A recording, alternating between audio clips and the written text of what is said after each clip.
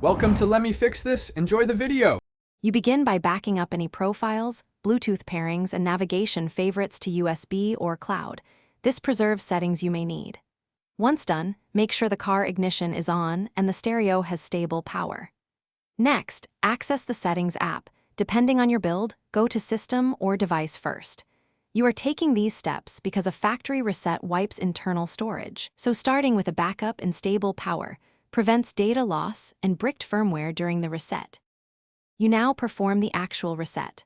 First, choose System, then Reset and Factory Data Reset or erase all data. Names vary by ROM. Make sure you remove linked Google accounts beforehand to avoid activation lock.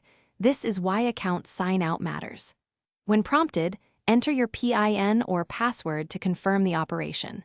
Then tap Erase or Reset and accept any final warnings. The unit will begin wiping internal storage and returning default app and system settings. After the reset, you must let the unit reboot completely. Initial setup can take 5 to 10 minutes while services reinitialize.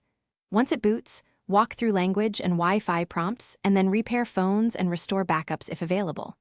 If the unit becomes unresponsive or stuck on the logo, try a hardware reset with the small reset pinhole or remove power briefly. These steps help recover from a failed software erase. Finally, confirm GPS and Bluetooth function before driving. Thanks for watching. If you found this helpful, don't forget to like and subscribe.